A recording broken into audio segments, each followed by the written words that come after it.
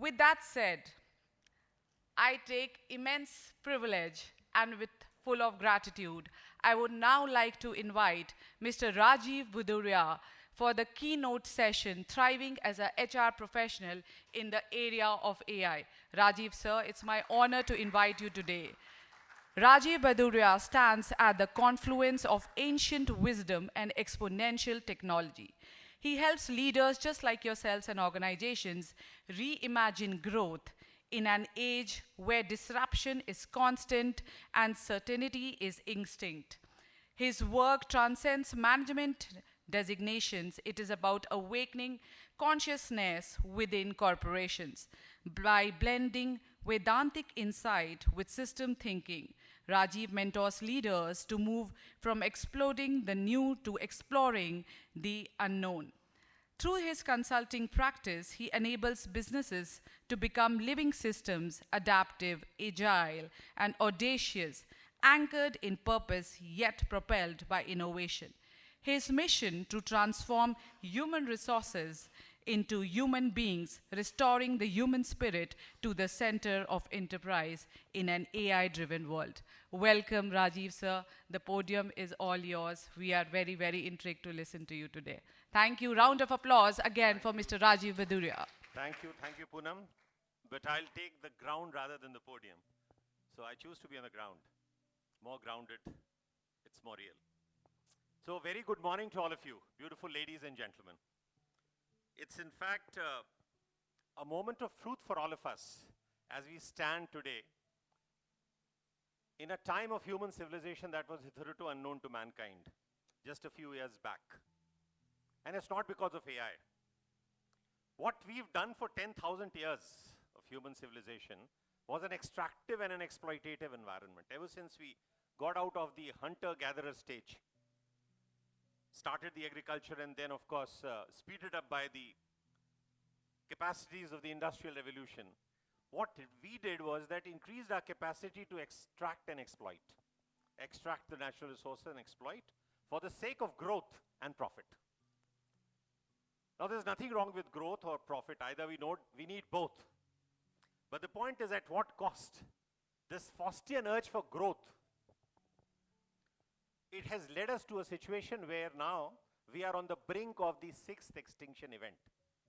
Now, what do you mean by that? You know what is the cause about the climate change? Is it a problem? Is it a disease or a symptom? Climate change is a symptom, not a disease, fortunately. And therefore, we can manage the systems and do it best by solving the disease itself, curing the disease. Now, where lies the disease? And this is where most important when we discuss about so-called human resource, and I'll talk about that in a minute, and this age of AI that we talk about. It's become fashionable to do that. And there's nothing wrong in it either. But we'll set the context right. So just come back to our issue. Where is the real crisis of sustainability and ecology? Supposing we end up doing zero carbon emission today. Assuming it happens today, it won't happen anyways, but assuming it happens, what we have done is just close the tap. But the tub is already full with 500 parts per million of greenhouse gas concentration. Now you say, what is 500 parts per million? To give you a relative sense of scale, for 50 million years, this concentration ranged between 50 to 150 to 300. 300 till 1950. So it's not back into the millenniums, but it's into the industrial age context of 1950. It was 300 parts per million. Between 300 to 2025, between that 1950 with 300 to 2025 being 500 parts per million. It is absolutely unsustainable. Therefore, and this is the starting point, an interesting point, what would then be the real formula for stability around sustainability? What are we going to sustain today, even if we talk about? Are we going to sustain this 500 parts per million, assuming that we go net zero on carbon? It's not sustainable anyways, sensibly, common sense. So reduce, reuse, and recycle is no longer relevant. And we are still following that off-beaten track. Tell me, is there another way out? Interestingly, it is. There is a way out. And the way out is not reduce, reuse, recycle, but replace this fossil fuel altogether. And then do biosequestration, which means we have to create a project or a moment where this 500 parts per million starts getting to closer to 300, biosequestrate. Sequestration is the process by which we reduce this greenhouse gas concentration to manageable proportions. Now, can it be done? The good answer is that yes, it is possible. AI can do it. So we have a technology which is almost godlike. It can do it provided it is handled well and understood well. It's very fashionable to call the age of AI. And you know the topic that I'm supposed to address is HR in the age of AI. But before I kind of, set to solve this problem, I would like to put the context straight. You know what are the 3 problems of humanity today? Can anybody tell me? Can you name the 3 problems of humanity and why is all happening today? So much of distortion, we call it the VUCA world, volatility, uncertainty, complexity, ambiguity. And now we've started, post-corona, started calling the term BANI, which is brittleness, anxiety-driven, nonlinearity, and incomprehensibility. Why is all this there? There are 3 problems of humanity today. E.O. Wilson, the sociobiologist, put it very clearly. He says, these 3 problems are, A, we still have Paleolithic emotions, which means we still have Stone Age thinking of fear of, running away and just saving ourselves with that scarcity mindset. So we have Paleolithic emotions. That's the first problem. We humans, all of us. The second problem is our institutions are all medieval, which means they're at least about 20, 50, 100 years behind what they should have been. And this is all about so-called organizational processes, you call it societal processes, you call it processes of governance, they are all outdated. Clearly by at least 100 years, if not more. So we have Paleolithic emotions of the Stone Age, we have medieval institutions, and you know the third problem? We have godlike technology. And there is total dissonance between them, dissonance. There's no harmony, there's no alignment. Now that is the crux of the problem if you just see. Just reflect back. How are we conditioned in our thinking, in our mindset, in our root perspective? What are institutions doing? What are systems, processes which we are so proudly presenting? And now using a lot of AI and technology to help it become faster and faster. This obsession with speed which Poonam talked about. How relevant it is today. We need profits, yes. We need growth. But growth cannot be, or any economic system cannot be metaphysically blind to the health of humanity and the well-being of the planet. Now that is the context in which we have to really see it realistically. If I were to talk to you on this issue, say 20 years back, it would have looked that it's all idealism, We still need a lot of profits because we are run by that Faustian urge, driven from Adam Smith's days and the modern neoliberal capitalist economy, which values only money and profit. But today's context is that there are 4 things that have changed as a mega trend today in doing business. You know what are the 4 things now? So 3 problems of humanity and 4 mega trends that are actually creating a lot of distortions, and at least it's also the way forward if you want to understand and hear it. We have to start listening rather than just merely hearing, in fact. We have to start observing rather than just seeing. And what are they? Data is going to be the big new oil. That's how it is going to change. And when you say data is the new oil, it means, because of technological exponential change, the world has become unpredictable. And when one becomes unpredictable, what happens? strategy is the first casualty. What strategy to follow when you don't know what you don't know? Nonlinearity. There is no linearity in your disposition. So you cannot, linearity of the past has lost its relevance, has died its death. Linear extrapolation is no longer relevant. So data means big data and more of data. When we talk about IoT, Internet of Things, it uses big data. But now there is not only IoT, we talk about IoET, Internet of Everything. That is the exponential nature of technological development, which means big data, anyways there was there, big data being the new oil as I've said, big data, things and people and processes all put together. That is IoET, and that is our life. And that is the way to organize our transactional operations of organizations and businesses. And there's nothing wrong in it. We have to have speed, efficacy, and probity also. So it ensures all three. No cutting of corners. Probity is there, fully intact if you use technology. There is speed, of course, undeniable. Efficacy, not efficiency alone, mind you. Industrial revolution was all about scalable efficiency. And this has given us all the wonders of the world. The technology that we are using today is all a product of that scalable efficiency. There is a mobile in everybody's hand. This level of scalability was required. But in today's context, when there are platforms, there is networking, there is communication, which is also digital. Scalable learning and scalable adaptability has become more important. Because efficiency is given to you. Super efficient technology is available to you. So big data, the more the data you have, the better the chances of your strategy being predictable or closer to predictable. It will never be predictable. It will never be predictable, mind you.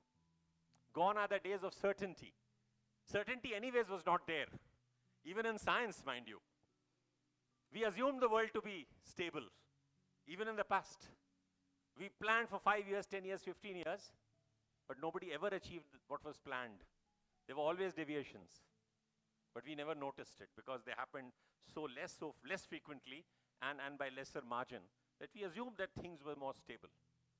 The world was never stable. Even science and principles of science were never stable. What Newtonian physics meant was actually contradicted by Einstein. And what Einstein was telling is now being contradicted by the quantum computing principles. Heisenberg talked about uncertainty. He never talked about certainty. Gödel talked about incompleteness of mathematics, not completeness. We assumed that the world is certain like Newton did. We assumed that there is completeness in mathematics. We can understand the world through mathematics. But Gödel, the biggest proponent of mathematics, comparable to Einstein, said it's incomplete. And what did Einstein say? There's no absolute truth, it's all relative. You getting my point? So why did I lay this whole context about data, big data? So bigger the data, closer and approximately close to what the predictability could possibly do. That's the best we can do. So big data would be the new oil. It'll fetch us all the right, kind of variables. It'll put us in right stealth to succeed, so-called, in achieving whatever objectives we wish to achieve. The other second point is, AI is going to be the new electricity. If data is the new oil, AI is going to be the new electricity. Now what does this mean? Just look at it from this point of view.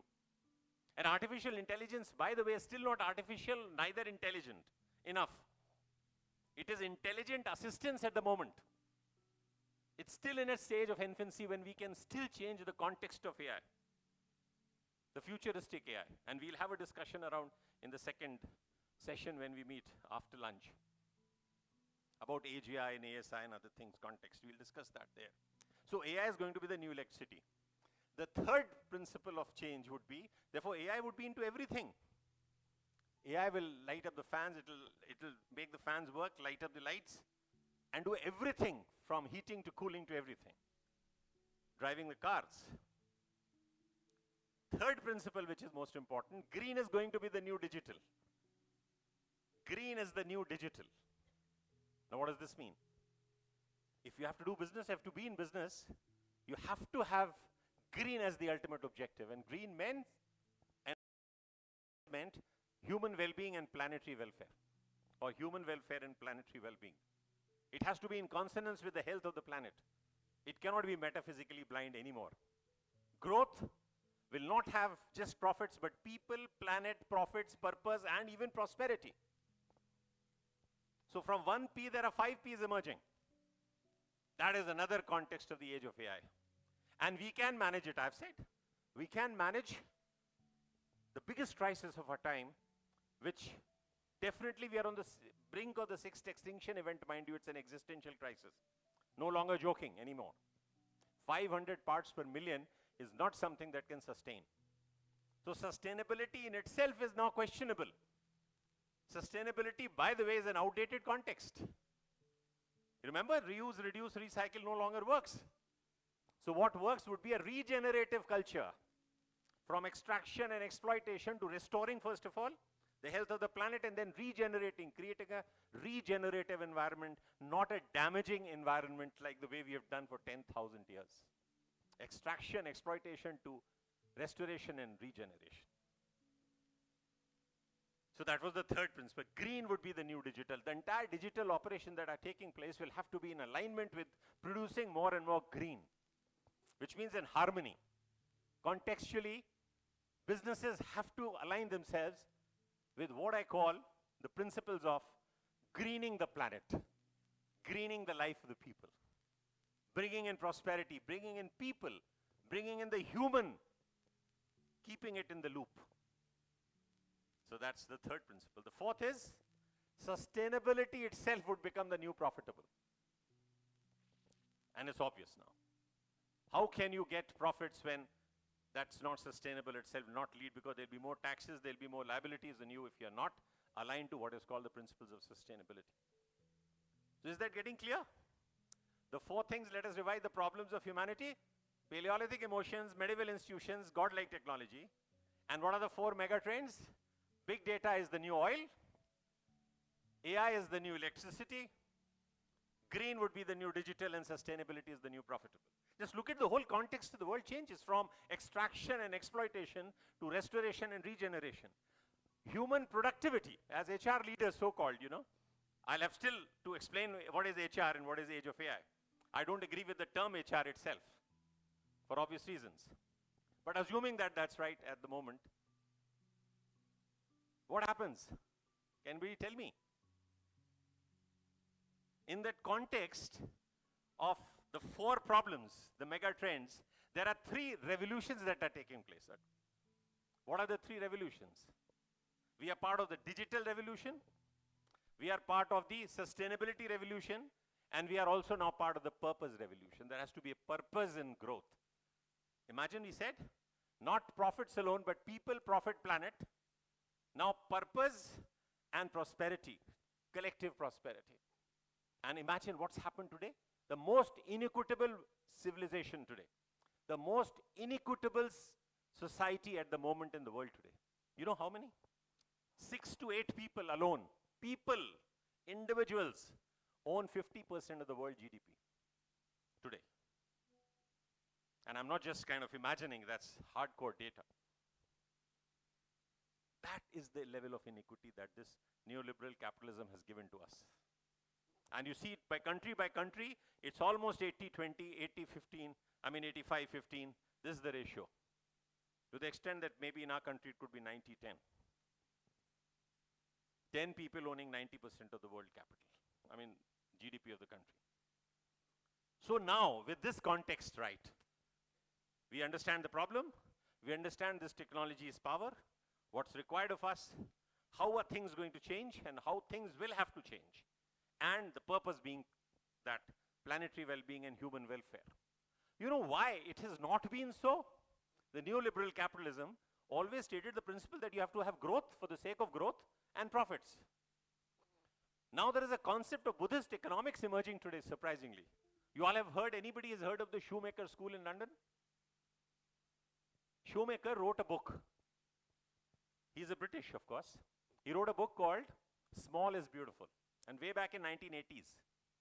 And one of the chapters there is around Buddhist economics. So the principle of growth today, people say that this is idealism that you're talking about. It's not idealism anymore. You have fortunately the technology which can give you abundance. You can get more and more from less and less. Ultimately, probably you have the power to get everything from nothing. I mean, that's the situation. You have to assume on a scale of 1 to 10, you're closer and closer to getting everything from nothing, so there's no scarcity around for resources. And we can, of course, talk if we don't have time. The world is moving towards dematerialization. You don't need fossil fuels. You don't need material to give you energy. You can get it from photons. So bottoms up, you can create what you need for yourself. You don't have to destruct what is there in nature.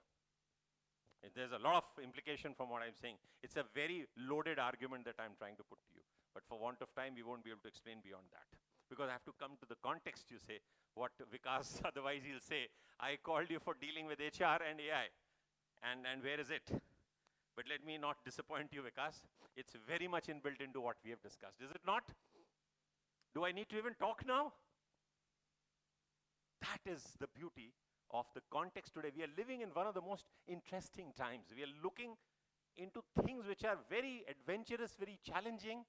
It could be volatile, uncertain, complex, ambiguous, but who's afraid of that? Human creativity, ingenuity, critical thinking, complex problem-solving skill is there to solve all your problems, provided we use them all.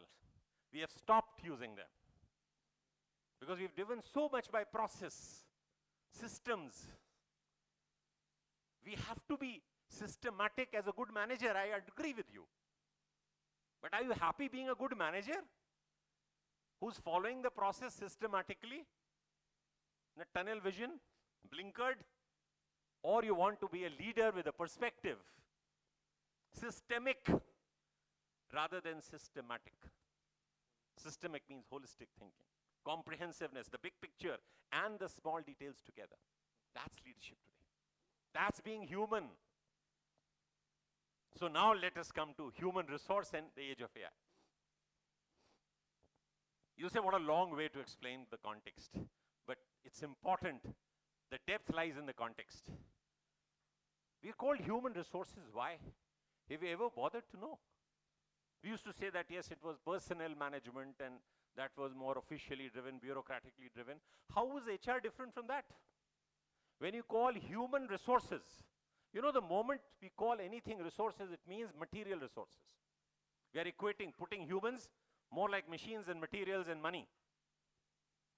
Exploitable, extractable, replaceable, done away with, optimizable, and dispensable. Is that what we wanted to be and we were? Probably in the age of industrialization, when there was continuity, when there was standardization, repeatability, that was still understood, though never could be condoned. It could be understood why it happened, and it created efficiency. The more machine-like you are, you applied Six Sigma, Lean Sigma, Balanced Scorecard, and all to become more efficient, more strategically aligned, so-called. In an age when there was no certainty, but we assumed certainty. In an age where there was no completeness, we assumed completeness. In an age where there was no absolute truth, we assumed absoluteness. But we were efficient enough to do and produce what we did, but in the process damaged the ecology. So resources is a wrong term, human resource. I've been talking to Vikas, but I think we've never got a substitute for that term right now because it's not generally accepted. But we have to understand, as practitioners of so-called HR, we know, HR, we call it. It means that system, that department, resources. So you start treating people as resources, wherein humans are full of potential. Humans are full with critical ability to think. They have a right part of the brain, creativity, parallel thinking, comfortable with ambiguity. Technology will not be comfortable with ambiguity because technology works in a binary world. It works with exactitudes. It works with known, not the unknown. So far, we were very good at whatever you know, making cars. You just go to Toyota industry, you just have to see excellence there. Because they now keep on exploiting the known. But they were not the first ones to come out with electric cars. Why? Because they were exploiting the known, they were so good at it, that they never thought of exploring the unknown. And it was somebody at PayPal. Mind you, Elon Musk also didn't create that. He bought it, but he was at PayPal at that moment, a finance company. They would never even think that there's competition going to come from, in the car industry, from a finance industry. This is the new age. This is the new age where you don't even know where competition is going to come from. This is called disruptive age, where disruption comes from the edges of your business. You are operating in the core with your blinkered idea. You are downloading the known, afraid of exploring the unknown, going on the edge, and somebody disrupts you because of the fact that that person or system or a company is out there on the edge. So we need to be now more on the edge. We need to be out of our box, out of our blinkered vision, out of our tunnel vision. That is human being, not human resource. We are resourceful. We are not resources. We are not a resource. We are not an inert resource, at least. We are a great resource, but not an inert resource, the material resource. The other aspect now, so about human resource, we have settled that human resource is a wrong nomenclature, right? Yes or no? I should need some body language, your approvals or no? I didn't hear. Yes. So that's one thing settled now, right? Now what about AI? Is this the age of AI? Or any age is the age of AI? Or any technology? We call it technological age, we call it the digital age, we call it the age of AI. There's no age. So-called age is determined only by human consciousness.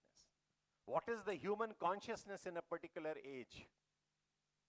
In today's age, or the age of the Industrial Revolution and, driven by the last 10,000 years, this was the age of extraction and exploitation. That was the age of geostrategic alignments, that, zero-sum game. Competition was inevitable. If you don't compete, your competitor will go ahead. We were fighting for the cake size here, partitioning that's given cake between us competitively. There was a bloodbath. Now, fortunately, you have an opportunity to increase the size of the cake. Everybody can get a larger piece without having to fight for it. This is the new age alignment. And technology can help you do that.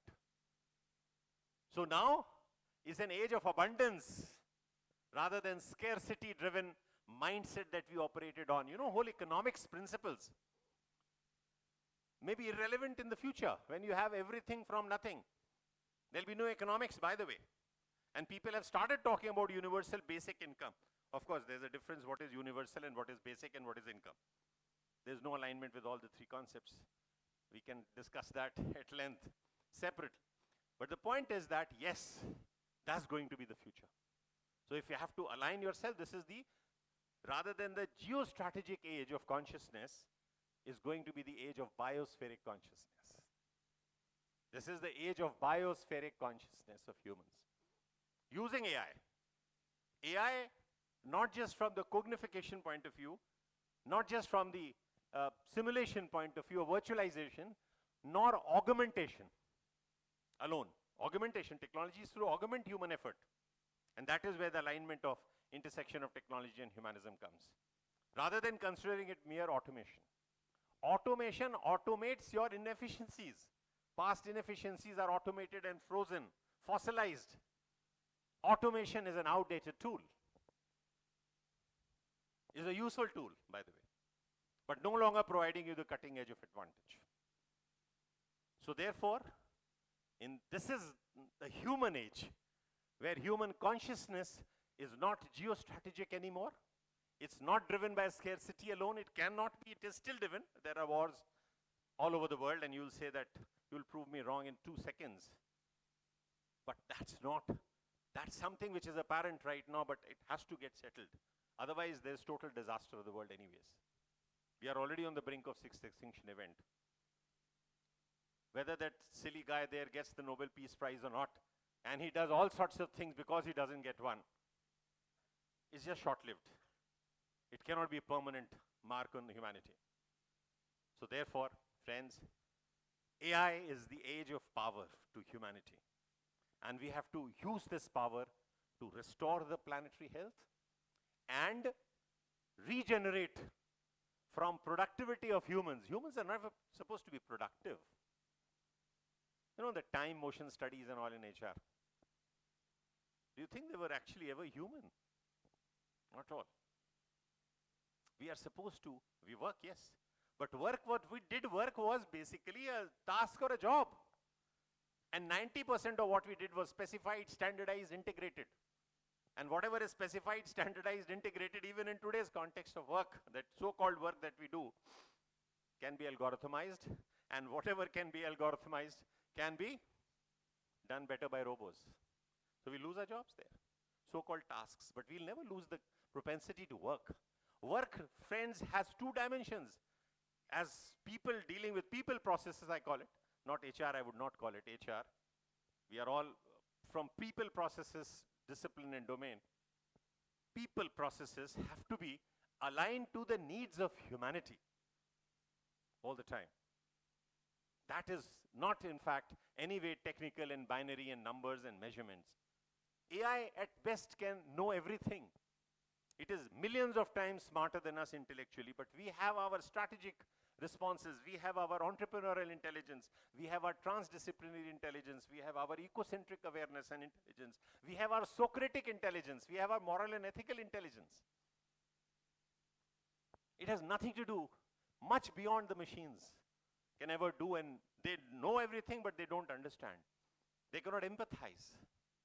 They're transactional. We are strategic and perhaps spiritual. So that being the situation, in economic liberal terms, how do we look at AI and humanity?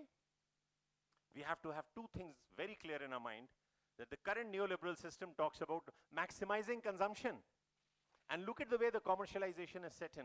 The social media has actually put that commercialization on steroids, which has shortened our attention span. It has created outrage, it has created polarization, it has created a post-truth world. It has downgraded humanity and humans, human resources, made it into inert human resources rather than resourceful human beings. Rather than maximizing consumption, based on which maximizing production and maximizing profit was the norm, we have to optimize consumption. We have to have a mindset of optimizing, therefore, production and manufacturing, and therefore maximize human well-being and planetary welfare. That is the change, where profit to people, purpose, prosperity, planet, all have to be now considered. This is the purpose revolution, friends. That is the situation where we have to look at AI as intelligent assistance at the moment, till it becomes smart enough to do a lot of things that we think we can do transactionally. It can even be creative. It can also be, so there's no boundary now. It's godlike technology, remember. But that godlike technology can be managed by human wisdom.